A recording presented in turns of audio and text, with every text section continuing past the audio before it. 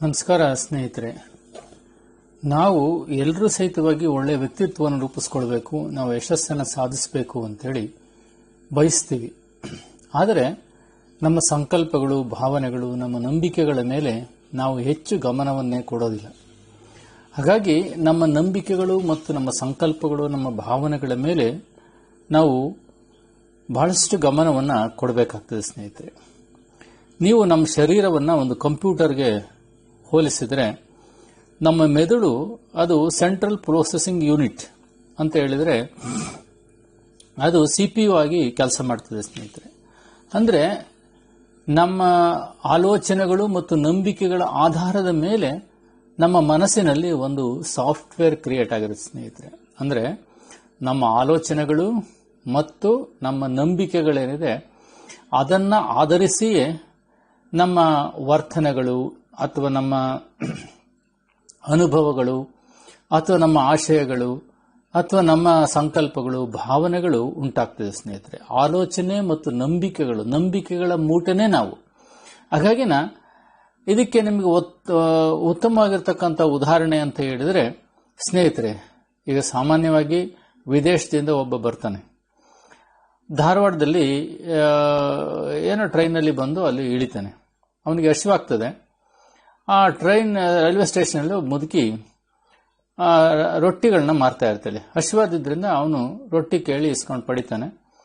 ಅವಳು ರೊಟ್ಟಿ ಮೇಲೆ ಪಲ್ಯ ಹಾಕಿ ಕೊಡ್ತಾಳೆ. ವಿದೇಶಿಗೆ ಏನು ಮಾಡ್ತಾನೆ ಅಂದರೆ ಪಲ್ಯ ತಿಂದು ರೊಟ್ಟಿ ಬಿಸಾಕ್ತಾನೆ. ಯಾಕೆ ಅಂದರೆ ಅವನ ಆಲೋಚನೆ ಮತ್ತು ಅವನ ನಂಬಿಕೆ. ಅವನ ಆಲೋಚನೆ ನಂಬಿಕೆ ಏನಂತಂದ್ರೆ ಇಟ್ ಇಸ್ ಎ ಪ್ಲೇಟ್ ಅಂತೇಳಿ, ಆ ರೊಟ್ಟಿಯನ್ನು ಪ್ಲೇಟ್ ಅಂತ ತಿಳ್ಕೊಳ್ತಾನೆ. ಅದ್ರ ಮೇಲೆ ಹಾಕಿರೋದನ್ನ ಅವನು ಇದು ಆಹಾರ ತಿನ್ನಬೇಕು ಅಂತ ತಿಳ್ಕೊಂಡು ತಿಂದು ರೊಟ್ಟಿಯನ್ನು ಬಿಸಾಕ್ತಾನೆ. ಹಾಗಾಗಿ ಸ್ನೇಹಿತರೆ, ನಮ್ಮ ಹತ್ರ ಯಾವ ಸಾಫ್ಟ್ವೇರ್ ಇದೆಯೋ ಅದರಂತೆ ನಮ್ಮ ವರ್ತನೆಗಳು, ನಮ್ಮ ಆಲೋಚನೆಗಳು, ನಮ್ಮ ಅನುಭವಗಳು ಕಾರ್ಯವನ್ನು ನಿರ್ವಹಿಸ್ತದೆ ಸ್ನೇಹಿತರೆ. ಕಂಪ್ಯೂಟರ್ನಿಂದ ಸಾಫ್ಟ್ವೇರ್ ಹೇಗೆ ಕಣ್ಣಿಗೆ ಕಾಣಿಸೋದಿಲ್ಲ, ಹಾಗೆ ಮೆದುಳಿನಲ್ಲಿರ್ತಕ್ಕಂಥ ಪ್ರೋಗ್ರಾಮಿಂಗ್ ಇದನ್ನು ಅರ್ಥ ಮಾಡ್ಕೊಳ್ಳಿ ಸ್ನೇಹಿತರೆ.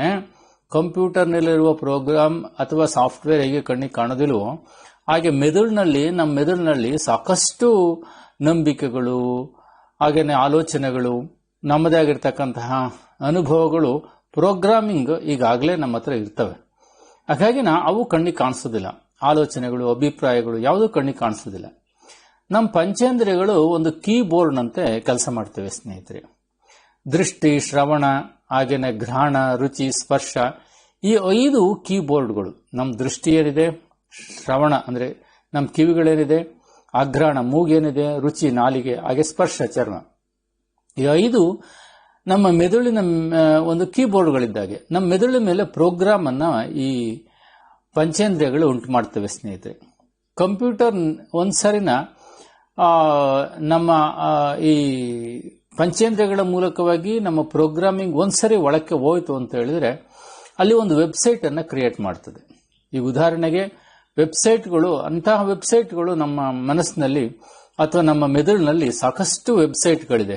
ಆದರೆ ನಾವು ಸಹಜ ಆನಂದವನ್ನು ಕೊಡ್ತಕ್ಕಂತಹ ವೆಬ್ಸೈಟ್ಗಳನ್ನು ಕ್ರಿಯೇಟ್ ಮಾಡೋದಿಲ್ಲ. ಹೆಚ್ಚಾಗಿ ಏನ್ ಮಾಡ್ತೀವಿ, ವಿಷಾದಕರ ಘಟನೆಗಳನ್ನ, ದುಃಖದ ಘಟನೆಗಳ, ಆತಂಕದ ಘಟನೆಗಳನ್ನ ಅಥವಾ ನಿರಾಶೆಯ ಘಟನೆಗಳನ್ನ ಹೆಚ್ಚು ನಾವು ರೆಕಾರ್ಡ್ ಮಾಡ್ಕೊಂಡಿರ್ತೀವಿ. ನಾವು ಅದನ್ನೇ ಬ್ರೌಸ್ ಮಾಡ್ತಾ ಹೋಗ್ತೀವಿ. ಹಾಗಾಗಿ ಮನಸ್ಸು ಯಾವಾಗಲೂ ನಿರಾಶೆ, ಚಿಂತೆಗಳಿಗೆ ಒಳಗಾಗ್ತದೆ. ಇದಕ್ಕೆ ಕಾರಣ ಅಂತಂದ್ರೆ ನಮ್ಮ ಅಂತರಂಗದಲ್ಲಿರತಕ್ಕಂತಹ ಆ ಸಾಫ್ಟ್ವೇರ್ ಮತ್ತು ವೆಬ್ಸೈಟ್ಗಳೇ ಅದಕ್ಕೆ ಕಾರಣ ಇರ್ತದೆ ಸ್ನೇಹಿತರೆ. ಆ ವೆಬ್ಸೈಟ್ಗಳನ್ನ ಕ್ರಿಯೇಟ್ ಮಾಡಿದವರು ಯಾರು? ನಾವೇ ಕ್ರಿಯೇಟ್ ಮಾಡ್ಕೊಂಡಿರ್ತೀವಿ ಸ್ನೇಹಿತರೆ. ಇದಕ್ಕೆ ಲಿಂಗ್ವಿಸ್ಟಿಕ್ ಪ್ರೋಗ್ರಾಮ್ ಅಂತ ಕರೀತಾರೆ. ಅಂದ್ರೆ ಪ್ರತಿಯೊಂದು ಪಂಚೇಂದ್ರಿಯಗಳಿಗೂ ಒಂದು ಭಾಷೆ ಇರ್ತದೆ. ಅವು ಜ್ಞಾನೇಂದ್ರಿಯಗಳ ಮೂಲಕವಾಗಿ ತಮ್ಮದೇ ಆಗಿರ್ತಕ್ಕಂಥ ಒಂದು ಭಾಷೆಯನ್ನ ಅವು ರೂಪಿಸ್ಕೊಂಡಿರ್ತವೆ ಸ್ನೇಹಿತರೆ. ಹಾಗಾಗಿ ಈ ಲಿಂಗ್ವಿಸ್ಟಿಕ್ ಪ್ರೋಗ್ರಾಮ್ ಅಂತ ಹೇಳಿದ್ರೆ ನಮಗೆ ಸೂಕ್ತ ರೀತಿಯಲ್ಲಿ ಈ ನಾವೇನು ಈಗಾಗಲೇ ರೂಪಿಸ್ಕೊಂಡಿರ್ತೀವಿ ಅವುಗಳ ಅನುಭವಗಳನ್ನು ನೀಡ್ತಾ ಹೋಗ್ತವೆ. ಉದಾಹರಣೆಗೆ ಸ್ನೇಹಿತರೆ, ನೀವೀಗ ಕಣ್ಣು ಮುಚ್ಕೊಂಡು ಕೂತ್ಕೊಂಡಿದ್ದೀರಿ ಅಂತ ತಿಳ್ಕೊಳ್ಳಿ. ನಿಮ್ಮ ಬಾಯೊಳಕ್ಕೆ ಒಂದು ಸ್ವಲ್ಪ ಬೆಲ್ಲನೋ ಸಕ್ಕರೆನೋ ಯಾವುದೋ ಸಿಹಿಯಾಗಿರ್ತಕ್ಕಂಥ ಪದಾರ್ಥವನ್ನು ಹಾಕಿದ್ರೆ ಆಹಾ ಎಷ್ಟು ಸಿಹಿಯಾಗಿದೆ ಅಂತ ಹೇಳ್ತೀರಿ. ಹಾಗಾದ್ರೆ ಈ ಸಿಹಿಯನ್ನ ಮನಸ್ಸಿಗೆ ಹೇಳಿಕೊಟ್ಟವ್ರು ಯಾರು? ಈಗಾಗಲೇ ಸಿಹಿ ಎನ್ನುವ ವೆಬ್ಸೈಟ್ ಇದೆ. ನೀವು ಸಕ್ಕರೆಯನ್ನು ಹಾಕೊಂಡಾಗ ಆ ವೆಬ್ಸೈಟ್ಗೆ ಸಂದೇಶ ಹೋಗ್ತದೆ.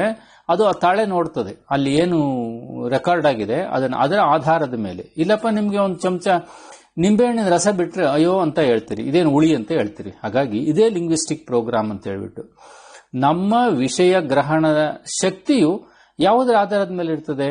ನಾವು ಬೆಳೆದ ವಾತಾವರಣದ ಆಧಾರವನ್ನು ಅವಲಂಬಿಸಿರ್ತದೆ.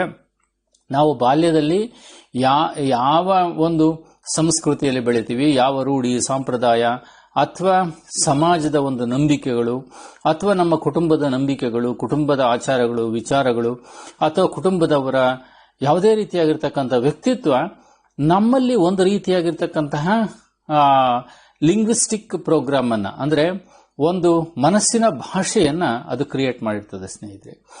ಕೆಲವು ಸರಿ ನಮಗೆ ಉತ್ಸಾಹ ಪ್ರೋತ್ಸಾಹ ನೀಡೋರು ಇದ್ರೆ ನಮ್ಮ ಬಾಳಿನಲ್ಲಿ ನಾವು ಮುಂದೆ ಬರ್ತೀವಿ.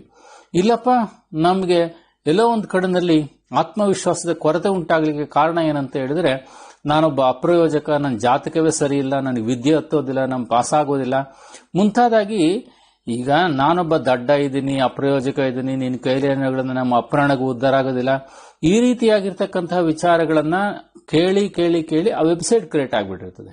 ಹಾಗಾಗಿ ನಮ್ಮ ಅರಿವಿಗೆ ಬಾರದಂತೆ ಮೆದುಳಿನಲ್ಲಿ ಏನೆಲ್ಲವನ್ನು ಬರಿತಾ ಇದ್ದೀವಿ ಅನ್ನೋದನ್ನ ನಾವು ಅರ್ಥ ಮಾಡ್ಕೊಳ್ಬೇಕು ಸ್ನೇಹಿತರೆ. ಹಾಗಾಗಿ ಈ ಪ್ರೋಗ್ರಾಮಿಂಗ್ ಇದೆಯಲ್ಲ, ಇದು ಬಹಳಷ್ಟು ಮುಖ್ಯವಾಗಿರ್ತಕ್ಕಂಥದ್ದು. ನಮ್ಮ ಪಂಚೇಂದ್ರಿಯಗಳಿಗೆ ಒಂದು ಭಾಷೆ ಇದೆ ಅಲ್ವೇ, ಅದು ನಮಗೆ ತಿಳಿದಿಲ್ಲ. ಅದು ಪ್ರತಿಯೊಬ್ಬರಲ್ಲಿಯೂ ಒಂದೇ ರೀತಿ ಇರೋದಿಲ್ಲ. ಆ ಪ್ರೋಗ್ರಾಮಿಂಗ್ ಒಬ್ಬರಿಂದ ಒಬ್ಬರಿಗೆ ವ್ಯತ್ಯಾಸ ಆಗ್ತಾ ಹೋಗ್ತದೆ. ಈ ಉದಾಹರಣೆಗೆ ಒಬ್ಬ ಸಿಗರೇಟ್ ಸೇರ್ತಾನೆ ಅಂತ ತಿಳ್ಕೊಳ್ಳಿ, ಒಬ್ಬರಿಗೆ ಖುಷಿ ಆಗ್ತದೆ, ಆ ಸಿಗರೇಟ್ ಸೇರಿದ್ರೆ ರಿಲ್ಯಾಕ್ಸ್ ಆಗ್ತದೆ ಅಂತ ತಿಳ್ಕೊಂಡಿರ್ತಾರೆ. ಇನ್ನು ಕೆಲವರು ಅಯ್ಯೋ ಅದರಲ್ಲಿ ನಿಂತ್ಕೊಳಕ್ಕಾಗದಿಲ್ಲ, ನನಗೆ ಕೆಮ್ಮು ಬರ್ತದೆ ಅಂತ ಹೇಳ್ಬಿಟ್ಟು ಅವನು ಅಸಹ್ಯವನ್ನ ಪಡ್ತಾನೆ. ಹಾಗಾಗಿ ನಾವು ಬಾಲ್ಯದಲ್ಲಿ ಏನನ್ನ ರೂಢಿಸ್ಕೊಂಡಿರ್ತೀವೋ ಅದಕ್ಕೆ ತಕ್ಕ ಹಾಗೆ ನಮ್ಮ ಆಹಾರ ವಿಹಾರ, ನಮ್ಮ ಚಟುವಟಿಕೆಗಳು, ನಮ್ಮ ಸಂಘಗಳು ಎಲ್ಲವೂ ಆಗ್ತಾ ಹೋಗ್ತವೆ ಸ್ನೇಹಿತರೆ. ಹಾಗಾಗಿ ನಾವು ಉದಾಹರಣೆಗೆ ತೆಗೆದುಕೊಳ್ಳಿ, ನಾವು ಪರೀಕ್ಷೆ ಬರೆಯಕ್ಕೆ ಹೋಗಿದ್ದೀವಿ ಅಂತ ತಿಳ್ಕೊಳ್ಳಿ. ಮೊದಲು ನಾವು ಪರೀಕ್ಷೆ ಬರೆಯಕ್ಕೆ ಹೋಗ್ಬೇಕಾದ್ರೆ ಯಾರಾದ್ರೂ ಸೀನ್ ಬಿಟ್ರೆ ಏನಂತೀವಿ? ಒಂದು ಸ್ವಲ್ಪ ಹೊತ್ತು ಕೂತ್ಕೊಂಡು ಹೋಗು ಅಂತ ಹೇಳ್ತಾರೆ, ಹೌದಲ್ಲ ಸ್ನೇಹಿತರೆ? ನೋಡು, ಏನಾದರೂ ಅಕಸ್ಮಾತ್ ಬರೆದು ನೀವು ಫೇಲ್ ಆಗ್ಬಿಡ್ತೀಯ ಅಂತ ಹೇಳ್ಬಿಟ್ಟು ಅದು ನಮ್ಮ ಮನಸ್ಸಿನಲ್ಲಿ ಅಚ್ಚೊತ್ತು ಬಿಡ್ತದೆ. ಇನ್ ಕೆಲವ್ರು ಏನ್ ತಿಳ್ಕೊಳ್ತಾರೆ ಅಂದ್ರೆ, ನಮ್ಮನೆ ಮುಂದೆ ರಂಗೋಲಿ ಹಾಕ್ಲಿಲ್ಲ ಅಂದ್ರೆ ಲಕ್ಷ್ಮಿ ನಮ್ಮನೆ ಬಿಟ್ಟು ಹೋಗ್ಬಿಡ್ತಾಳೆ ಅಂತೇಳಿ. ಬೆಕ್ಕು ಅಡ್ಡ ಬಂದ್ರೆ ನಮ್ಗೆ ಕೆಟ್ಟದ್ದಾಗುತ್ತೆ, ಅಮಾವಾಸ್ಯೆ ದಿನ ಯಾವ ಕೆಲಸ ಸ್ಟಾರ್ಟ್ ಮಾಡಬಾರ್ದು. ಹೀಗೆ ಹಲವಾರು ರೀತಿಯಾಗಿರ್ತಕ್ಕಂಥ ಮೂಢ ನಂಬಿಕೆಗಳನ್ನ, ವೆಬ್ಸೈಟ್ಗಳನ್ನ ನಾವು ಈಗಾಗಲೇ ಕ್ರಿಯೇಟ್ ಮಾಡ್ಕೊಂಡ್ಬಿಟ್ಟಿದ್ವಿ. ಆ ಪ್ರೋಗ್ರಾಮಿಂಗ್ ಅನ್ನು ಹಾಕೊಂಡ್ಬಿಟ್ಟಿದ್ವಿ. ಅದರಂತೆ ನಮ್ಮ ಮನಸ್ಸು ಕೆಲಸ ಮಾಡ್ತದೆ. ಇದರ ಜೊತೆಗೆ ಸ್ನೇಹಿತರೆ, ನಾವು ದಡ್ಡ ಇದ್ದೀನಿ, ಗ್ರಾಚಾರ ಇದೆ, ನನಗೆ ವಿದ್ಯೆ ಹತ್ತೋದಿಲ್ಲ, ನಮ್ಮ ಮನೆತನದೆಲ್ಲ ಹೀಗೇನೆ ಅಂತ ಹೇಳ್ಬಿಟ್ಟು ನಾವು ಯಾವಾಗ ಆಲೋಚನೆ ಮಾಡ್ತಾ ಹೋಗ್ತೀವಿ ಸ್ನೇಹಿತರೆ, ಹಾಗಾಗಿ ಅದು ಒಂದು ರೀತಿಯಾಗಿರ್ತಕ್ಕಂಥ ವೈರಸ್ ಆಗಿದೆ. ಯಾವಾಗ ನಮ್ಮಲ್ಲಿ ವೈರಸ್ ಬಂದ್ಬಿಡ್ತದೆ, ಆಗ ನಾವು ಪಾಸಿಟಿವ್ ಕಾನ್ಶಿಯಸ್ನೆಸ್ ಅನ್ನ, ಆತ್ಮವಿಶ್ವಾಸವನ್ನ ಅಥವಾ ನಮ್ಮ ದಿಗ್ದರ್ಶನವನ್ನ, ನಾವು ಗುರಿಯನ್ನ ಇಟ್ಕೊಳ್ಳೋದನ್ನ ಯಾರಾದರೂ ನಮಗೆ ಮಾರ್ಗದರ್ಶನ ತರಬೇತಿ ನೀಡಿದ್ರೆ ಬದಲಾಗ್ತದೆ. ಹಾಗಾಗಿ ಆ NLP ಟೆಕ್ನಿಕ್ ಏನಿದೆ, ನಾವು ಸಕಾರಾತ್ಮಕ ಚಿಂತನೆಗಳನ್ನ, ಆಶಯಗಳನ್ನ, ಹಾಗೆ ಗುರಿಯನ್ನು ಇಟ್ಕೊಳ್ತಕ್ಕಂಥದ್ದನ್ನ, ಉತ್ಸಾಹವನ್ನ, ಛಲವನ್ನ, ಸಾಹಸವನ್ನ ನಮ್ಮ ಅಂತರಂಗದಲ್ಲಿದೆ. ಬಟ್ ಆ ವೆಬ್ಸೈಟ್ಗಳೇನಾಗಿದೆ, ಸುಪ್ತಾವಸ್ಥೆಯಲ್ಲಿದೆ. ಅದನ್ನ ಬಡಿದೆಬ್ಬಿಸ್ತಕ್ಕಂತಹ ಜ್ಞಾನ ಮತ್ತು ಯಾರಾದರೂ ಒಬ್ಬರು ನಮಗೆ ಒಂದು ನಮ್ಮ ಅಂತರಂಗದಲ್ಲಿ ಪ್ರೇರಣೆಯನ್ನ, ಅಭಿಪ್ರೇರಣೆಯನ್ನ ಅಥವಾ ಒಂದು ಆದರ್ಶತೆಯನ್ನ ತುಂಬಿಕೊಡ್ತಕ್ಕಂಥ, ಕಟ್ಟಿಕೊಡ್ತಕ್ಕಂಥ ಒಂದು ಪ್ರಯತ್ನವನ್ನ ಅವರು ಮಾಡಿದಾಗ ಎಲ್ಲೋ ಒಂದು ಕಡೆನಲ್ಲಿ ನಮಗೆ ಸಾಹಸ ಚಿಂತನೆ ಬರ್ತದೆ ಸ್ನೇಹಿತರೆ. ಹಾಗಾಗಿ ಈ ನೆಗೆಟಿವ್ ವಿಷಯದ ಭಯದಿಂದ ಪದೇ ಪದೇ ನಾವು ನೆಗೆಟಿವ್ ಅನ್ನೇ ಯೋಚನೆ ಮಾಡ್ತಾ ಹೋಗ್ತೀವಿ ಸ್ನೇಹಿತರೆ. ಅದಕ್ಕೆ ಒಬ್ಬ ಜಿಗ್ಲರ್ ಅಂತ ಹೇಳ್ತೇನೆ, fear is the dark room where negatives are developed ಅಂತ. ಅಂದ್ರೆ ಈ fear is the dark room, fear ಅಂತಕ್ಕಂಥದ್ದು ಒಂದು ಕತ್ತಲೆ ಕೋಣೆ, ಅಂದ್ರೆ ಅದೊಂದು ಅಜ್ಞಾನ ಅಷ್ಟೇ. ಅಂದ್ರೆ ವಾಸ್ತವಿಕ ತಿಳುವಳಿಕೆ ಗೊತ್ತಿಲ್ಲದೆ ಇದ್ದಾಗ ನಾವು ಎದುರಿಕೊಳ್ತೀವಿ, ಅಲ್ಲಿ ಗುಮ್ಮ ಇದೆ ಅಥವಾ ಕರಡಿ ಬರ್ತದೆ, ಇನ್ನೇನೋ ಬರ್ತದೆ ಅಂತ ಎದುರಿಸಿರೋದ್ರಿಂದ ನೆಗೆಟಿವ್ಸ್ ಆರ್ ಡೆವಲಪ್ಡ್, ನಮಗೆ ನೆಗೆಟಿವ್ ಡೆವಲಪ್ ಆಗ್ತಾ ಹೋಗ್ತದೆ ಸ್ನೇಹಿತರೆ. ಹಾಗಾಗಿ ನಾವು ಯಾವಾಗಲೂ ಸಹಿತವಾಗಿ ಈ ನೆಗೆಟಿವ್ ನಿಂದ ನಾವು ಹೊರಗಡೆ ಬರಬೇಕು ಅಂತ ಹೇಳಿದ್ರೆ ಸ್ನೇಹಿತರೆ, ಈಗ ಉದಾಹರಣೆಗೆ ಜಿಂಕೆ ತಾನು ವೇಗವಾಗಿ ಓಡೋದನ್ನು ಕಲಿಲಿಲ್ಲ ಅಂದ್ರೆ ಹುಲಿ ಬಾಯಿಗೆ ಸಿಗಾಕೊಡ್ತದೆ. ಹುಲಿ ವೇಗವಾಗಿ ಓಡಲಿಲ್ಲ ಅಂತ ಹೇಳಿದ್ರೆ ಅದು ತನ್ನ ಬೇಟೆಯನ್ನ ಮಾಡ್ಕೊಳ್ಳಿಕ್ಕೆ ಆಗಲ್ಲ ಸ್ನೇಹಿತರೆ. ಹೀಗೇನೆ ನಮ್ಮ ದಿನನಿತ್ಯದ ಜೀವನದಲ್ಲಿಯೂ ಸಹಿತವಾಗಿ ಅವಕಾಶಗಳು ಸಾಕಷ್ಟಿದೆ. ಆದರೆ ಅವಕಾಶಗಳಿಗೆ ತಕ್ಕ ಹಾಗೆ ನಮ್ಮನ್ನ ನಾವು ಸಜ್ಜುಗೊಳಿಸ್ಕೊಳ್ಬೇಕಾಗಿದೆ. ಯಾವುದರಿಂದ ಸಜ್ಜುಗೊಳಿಸ್ಕೊಳ್ಬೇಕಾಗಿದೆ? ನಮಗೆ ಶಿಕ್ಷಣ ಬೇಕು, ಶಿಕ್ಷಣದ ಜೊತೆಗೆ ನಮಗೆ ಮಾರ್ಗದರ್ಶನ ಬೇಕು, ಪ್ರೇರಣೆ ಬೇಕು, ನಮ್ಮ ಅಂತರಂಗದಲ್ಲಿರ್ತಕ್ಕಂಥ ಶಕ್ತಿಗಳನ್ನ ಪುನಶ್ಚೇತನಗೊಳಿಸ್ಕೊಳ್ತಕ್ಕಂಥ ಒಂದು ತರಬೇತಿ. ಅದನ್ನ ರೀಪ್ರೋಗ್ರಾಮಿಂಗ್ ಅಂತ ಕರಿತೀವಿ. ನಮ್ಮ ಹಳೆಯ ಎಲ್ಲ ವೆಬ್ಸೈಟ್ಗಳನ್ನ ಡಿಲೀಟ್ ಮಾಡಿ ಭಯ, ಆವೇಶ, ದುಃಖ, ಅಶಾಂತಿ, ನಿರುತ್ಸಾಹ, ಹಾಗೇನೆ ಎಲ್ಲೋ ಒಂದು ಕಡೆನಲ್ಲಿ ನಮಗೆ ವಿಹ್ವಲತೆ, ಯಾತನೆ, ಹಿಂಸೆ, ಖಿನ್ನತೆ ಈ ಎಲ್ಲ ವೆಬ್ಸೈಟ್ಗಳನ್ನ ಡಿಲೀಟ್ ಮಾಡಿ ನಮಗೆ ಸಾಹಸ, ಛಲ, ಸಾಧಿಸ್ತಕ್ಕಂಥ ಅದಮ್ಯವಾಗಿರ್ತಕ್ಕಂಥ ಆಶಯ, ನಮ್ಮ ಗುರಿಯನ್ನು ಇಟ್ಕೊಳ್ತಕ್ಕಂಥದ್ದು, ಪರಿಶ್ರಮ ಪಡ್ತಕ್ಕಂಥದ್ದು, ಸಾಧನೆ ಮಾಡತಕ್ಕಂಥದ್ದು, ಈಗ ಅನೇಕ ರೀತಿಯಾಗಿರ್ತಕ್ಕಂತಹ ಸಕಾರಾತ್ಮಕ ಶಕ್ತಿಗಳನ್ನ ತುಂಬತಕ್ಕಂಥ ಪ್ರಯತ್ನವನ್ನ ಆ ವೆಬ್ಸೈಟ್ಗಳನ್ನ ನಮ್ಮ ಅಂತರಂಗದಲ್ಲಿ ಕ್ರಿಯೇಟ್ ಮಾಡತಕ್ಕಂಥ ಪ್ರಯತ್ನವನ್ನ ಮಾಡಿದ್ರೆ ನಾವು ಯಶಸ್ಸನ್ನ ಪಡಿತೀವಿ ಸ್ನೇಹಿತರೆ. ಇಲ್ಲ ನಾವು ಹಳೆ ವೆಬ್ಸೈಟ್ಗಳನ್ನ ಇಟ್ಕೊಂಡ್ರೆ ನಾವು ಯಾವುದೇ ರೀತಿಯಾಗಿರ್ತಕ್ಕಂತಹ ಯಶಸ್ಸನ್ನ ಸಾಧಿಸ್ಲಿಕ್ಕೆ ಆಗಲ್ಲ ಅಂತ ಹೇಳ್ತೇನೆ. ನಿಮ್ಮ ಮನಸ್ಸನ್ನ ರೀಪ್ರೋಗ್ರಾಮಿಂಗ್ ಮಾಡ್ಕೊಳ್ಳಿ, ನೀವು ಮನಸ್ಸಿನ ಭಾಷೆಯನ್ನ ಬದಲಾವಣೆ ಮಾಡ್ಕೊಳ್ಳಿ ಅಂತ ಹೇಳ್ತಾ ಒಳ್ಳೆಯದಾಗಲಿ ಸ್ನೇಹಿತರೆ.